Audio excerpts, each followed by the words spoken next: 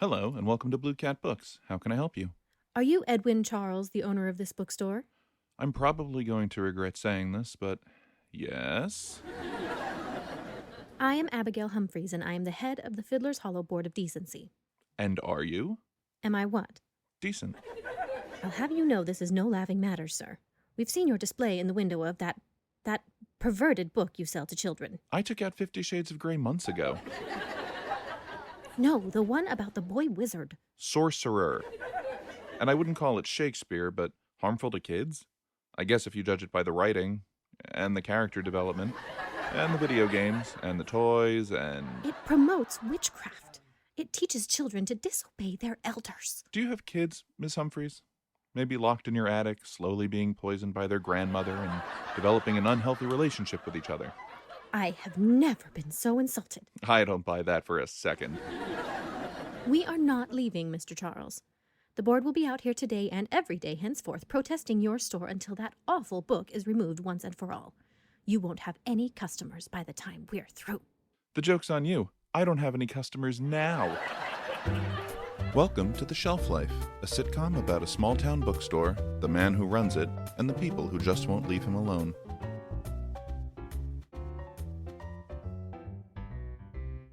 The Shelf Life was filmed before a fake studio audience. They're a right pissed off bunch, aren't they? Yeah, but none too original. They've been chanting, "Percy Baker, meet your maker," for over an hour now.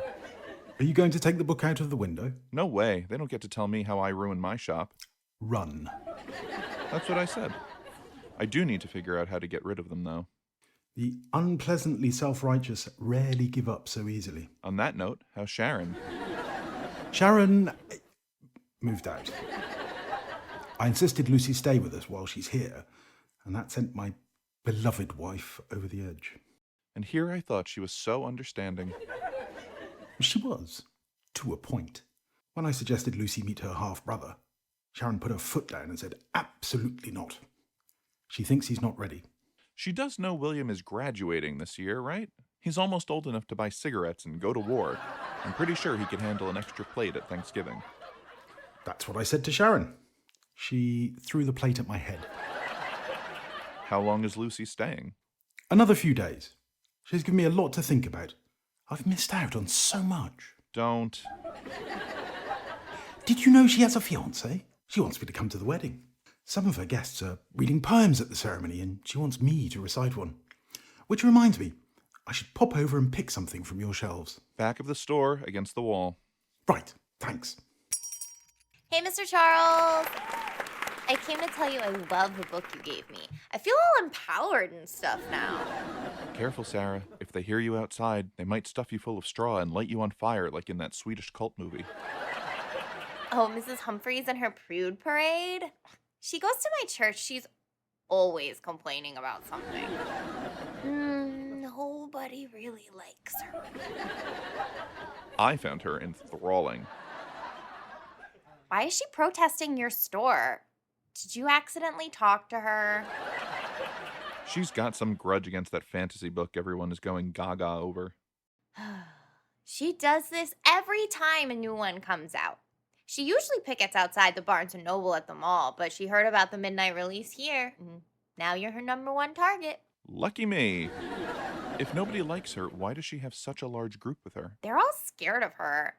She and her husband donate a lot of money to the church, so she's like an honorary board member or something.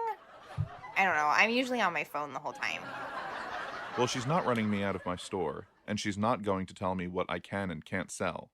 If I choose to get rid of Alistair Chadwick, male prostitute, it'll be my decision. You know what? Never mind. You can try to ignore her, but she has nothing but time and money. She'll stay out there for weeks until you give in, and she will smear your store all over the town and on social media. Does it work? I mean, the big guys at the mall are still open. They stopped after mall security forced them off the property. Their protest didn't carry much weight when they were 200 feet away with a parking lot between them and the front door. But you can't kick them off your sidewalk. I'll have to figure something else out. Edwin, I've never paid attention to your store before. Your poetry section is incredible. It's the best looking bookshelf in the shop. There's no dust. has these little placards for each section. You even have recommendations. Why doesn't every shelf look like this? Here, I found 3 collections I think will do the trick. Getting into poetry, Mr. Hughes? Ah, if only. I'm going to a wedding. My daughter's wedding. She wants me to read a poem at the ceremony. Oh, that's so cute.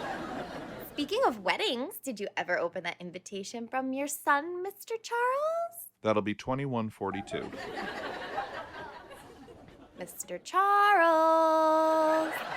And you still haven't explained why your poetry section is so immaculate. Mr. Charles. Mr. Charles. Mr. Charles, Mr. Charles, Mr. Charles. No, I haven't opened the invitation yet. And my poetry section looks the way it does because it was my wife's favorite. Vultures, all of you. It's bad enough I have a bunch of crusading busybodies outside. I don't need your buddy cop routine on top of it. You should just tell them you'll stop selling the book. They won't come back and check. They just want to feel like they made a difference. I won't give them that. They pulled the same stunt with the schools and the public library. This is my store. Teenagers should be able to decide for themselves what they're allowed to read. They do realise there are far worse books out there, right? I do wonder why they're wasting all their time on this one children's novel. That's it. Wait, what are you doing? Putting a bunch of ugly doggies in the window. Take your phone out and do what you do best, but don't let her see it. Excuse me, Mr. Charles. What do you think you're doing? I'm doing exactly what you asked, Mrs. Humphreys. I'm taking Percival Baker out of my window and replacing it with some other selections. Lolita? Huckleberry Finn? You gave me a great idea. A wider selection will bring in more customers. I'm pretty sure I have a copy of Mein Kampf around here somewhere. This won't work, Mr. Charles. You can't get us to leave that easily. If you care so much about the welfare of the children in this town, why don't you raise money to clear the lunch debts of some of the less fortunate ones? Or help the football team get new uniforms? I heard the janitor at the elementary school needs new sawdust to help mop up all the vomit. We are saving children's souls. If their parents are in debt, it's because they are deadbeats with no work ethic. Don't those parents go to your church? Don't remind me. I've been asking my husband to find somewhere better for a while now. Got that, Sarah? Every word. Excuse me? I asked my friend here to record your little tirade. Now, if you don't leave the premises this second, I'm going to keep adding my own personal recommendations to the window, and I'll make sure this video makes it to every member of your congregation. I'm sure they'll love to know what you really think about them. How dare Want to you? see my copy of the Quran? Ladies, our work here is done.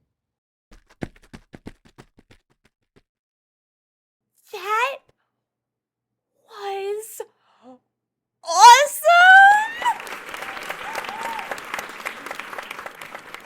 How did you know that would work? Someone that high on her own supply has very grand delusions about her place in a small town. She does these protests to remind everyone that she's above them, that she makes the rules. I knew she couldn't help herself. Am I really your friend? Not his best friend, that's me.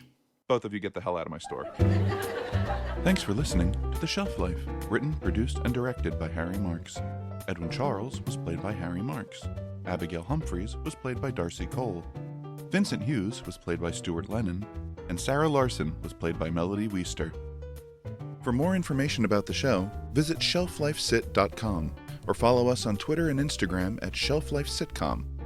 Be sure to leave us a review on Apple Podcasts, and stay tuned next week for the further misadventures of one Edwin Charles, proprietor of Blue Cat Books, only on The Shelf Life.